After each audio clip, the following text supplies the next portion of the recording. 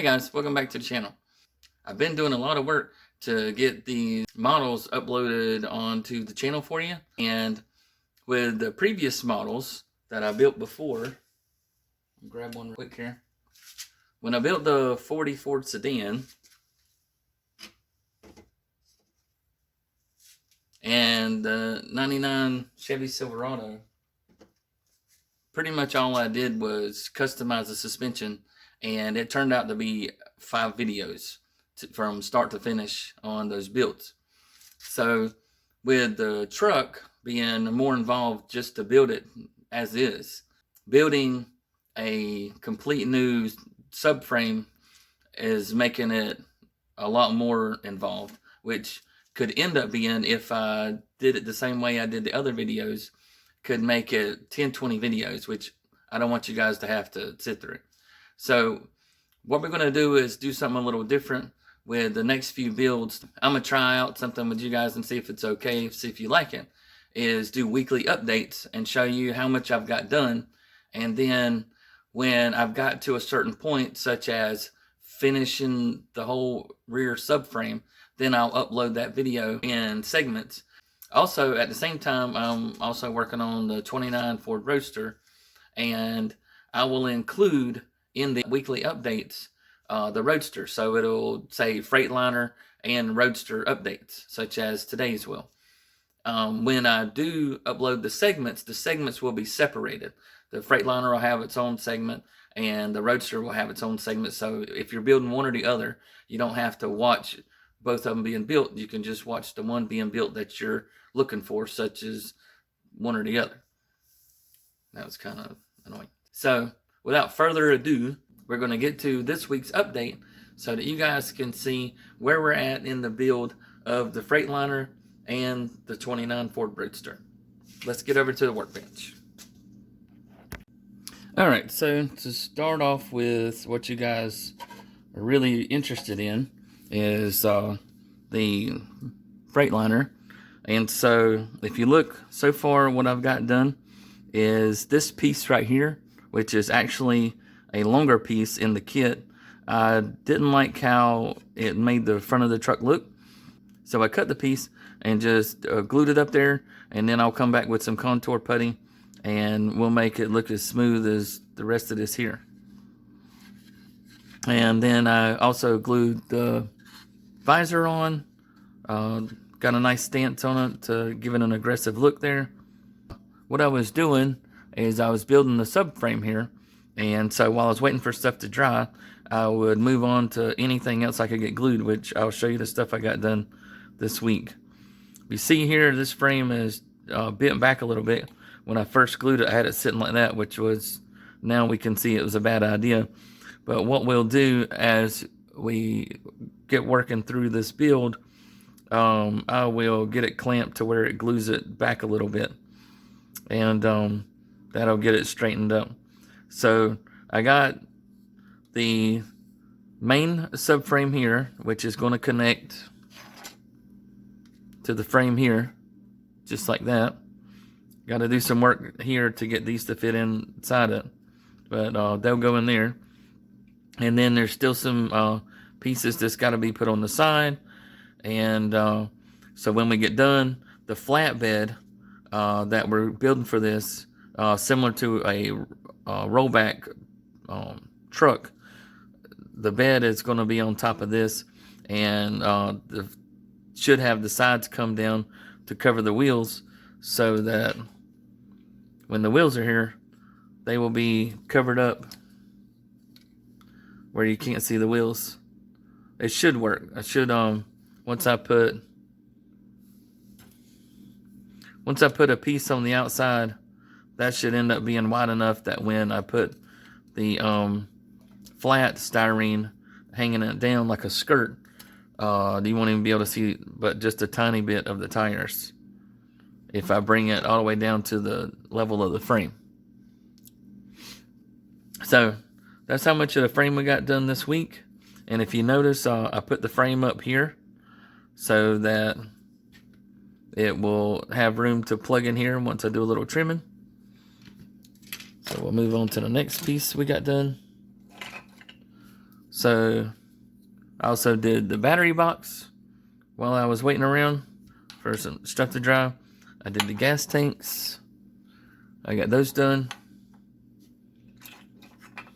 But all this stuff, since this is the first weekly update in this series, I'm talking more than I normally would in the following updates. As you can see, these dried kind of crooked, but finally got these to get glued. They were a pain in the butt to get to stay glued together. It was awful trying to get this piece to go in the exhaust and stay there. Let's see what other pieces we done. We do have the hangers for the tanks, which I'm not quite sure where I'm going to mount the tank, so I'm leaving those off for now. And the radiator, it's a very interesting piece. It doesn't have directions of how to assemble the radiator. It just shows you the three pieces kind of separated, saying, hey, here's the three pieces to put together. But the way this was made, and I could have, I guess, sanded it down so it would be nice and flat, but I decided just to go ahead and glue it together. So a couple of clamps on this baby, and it will glue very good. Like I said, the weekly updates will include both vehicles of what work I got done. The actual uploads of how to do it, those will be individualized. And so this is the first of the weekly updates. So like I said, it may sound like repetitive for a little bit, but we'll get through this one, and the rest of them will be gravy, because we'll know what to expect. Alright, so this is part of the 29 Ford Roadster. I've tried to build as much as I could that I could, when I do my primer paint, do the flat black or whatever color I end up painting it to get the paint started. Try to build as much as I can that it's going to be all that same color. So like the springs, you know, things like that normally wouldn't be chrome. I included that on gluing that and getting it all together. When I glued these, it was straight, but somehow the styrene on this side, on the piece here, it tended to melt a little more than that one. So we're going to have to fix that little, what they call post-op, and get that to be level if it ends up making the car look crooked. So I did glue the tires on, and so somebody had asked how to do these, and so to put the tires together, so it's pretty much you slide the tire on the rim, and then there's a beauty ring that goes on it. And so once you put the tire together, you put the tire on the rim, put the beauty ring on, glue that, and then the tire's stuck on there. As you see, this one's loose, but this one here is tight. Just depends on how the glue sets up when you glue them. Because I did put a little glue on the inside so that the tires would stay, because they wanted to spin a lot. The outside ones I can't get in there, and I don't want any glue all gobbed up in it. So, and then I just glued the centerpiece of the rim to each other, and that makes them stick together. And they stick pretty good. If I tried to pry it apart, I guess I could, because I didn't get any of the chrome off. And then I just glued on the inside of this, put it down on the hub, and done. So hopefully the guy that requested that information, hopefully that helps you out in how to assemble the wheels. They're really pretty easy. The instructions give you a step-by-step of how it looks in sections, and I would say the hardest part is getting these hubs done so that you can get those lined up just right, and getting your backing, and then there's the steel rod that goes in there, and then your drum that goes on over the edge, and then this white piece that the rim fits on, it just glues right on the top of it in the section there. The hardest part actually is probably the front tires, which we've already did a upload on how I assembled that. And so the engine that will be going in the Roadster, because I'm doing a modern version of the Roadster. The engine for the Roadster will be out of a 88 Lamborghini Countach, a V12. And so we're going to do some styrene on the front of this to seal that up, because it's just a snap tight, so the engine's actually hollow. And so we're going to do styrene on this side and super glue all that. And what I'm probably going to do to these pipes is end up cutting all the exhaust and running the pipes out at an angle so that these pipes look super awesome. But I cut them up to here just to get it to fit down in the frame. But it does fit. So the V12 does fit in there. I just got to figure out where to put these accessories. Not quite sure where to get those to fit, because the firewall is going to be right here. But we will get this V12 to fit in this Roadster. And so it will have a modern engine in it. Still trying to figure out what tires I want to put on the Roadster, because I want it like a rat rod. So I was thinking maybe I could put some of the semi tires on it and do a kind of an old look on the rims. And so that would look pretty cool. I mean, you guys can comment on that. A lot of people do slicks on the back of them.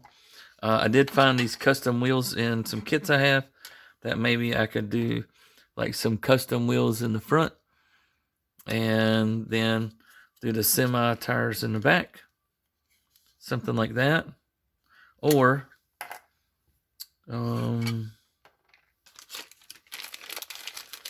my favorite choice so far is to do the semi tire in the back and do the steelies in the front, and then put all the chrome pieces on these. And I got the chrome pieces for the semi tires to where I'd have it all chromed out. So it would be like a color that I choose, and the chrome rings and stuff that go on it. So I think that would look pretty cool. And that's, so far, that's my favorite choice. You guys comment down in the section below and let me know what you think about that. A lot of this glue in here on the frame takes a lot of time, because you got to let this dry till it's nice and solid before you can move to the next step. Or I would have actually finished this, but you see some of it's a little bit off here and there. That's because I really messed up the frame when I first started, but I decided I didn't want to build a new one, and I would just figure out how to fix it as I went along. So the end result's going to be nice, but yeah, the C-notch frame here is a little jacked up. But with some contour putty and a little bit of persuasion as we go to glue it back in place, it will end up looking nice. So that's it for the update this week, guys. Like I said, this is something new I wanted to try to see how you guys interacted with it, and see how it works for the channel. If you don't like it, just say so. I do the uploads for you guys. I build them because I enjoy them, but I really want to share my passion. So that's why the channel exists, so that you guys can enjoy the enjoyment I'm getting out of it, and hopefully help you build some of the models that you're building if they're similar ones, or maybe even give you some ideas on a certain modification to do to one that you're building that I haven't got a chance to build. So we're trying out this new step here to see how this works for the channel, and hopefully you guys like it, because I think this will keep you more up to date on what's going on. There won't be any skipped weeks on any content, because doing these heavy modifications like this take a lot of time, and since the channel's not monetized, I still have other responsibilities. So getting to the channel and getting to the content right now is secondary. But you guys, I just want to drop a thank you and say you guys have gotten us to 156 subscribers. We are doing awesome for 3 months. That's insane. Just keep sharing the content, keep liking it, tell people about it. Don't forget, the Kids Week is coming up in June. There is a lot of things happening behind the scenes that have kept me busy. Recording with my computer, so we're going to have double scenes on the work of how I'm building these models. So I'm doing that. I'm using new editing software to try to make the video look better for you guys. So there is a lot of things going on behind the scenes that you guys don't get to see. So soon you'll get to see the product of those things. There are some new things that's coming pretty soon that hopefully the end of this week, I will get what I need to do that upload and show you guys. I'm actually in the process of working on the future of the channel upload, so that you guys can understand where I want to go with the channel and why I even do this on YouTube. And so just know that I am working hard for you guys to put this content out there. The channel is very new, so I am running into all the roadblocks and things that people run into when they first start a YouTube channel. Thankfully, there's all you guys out there that already have YouTube channels that have made these blunders, and I'm learning from you guys.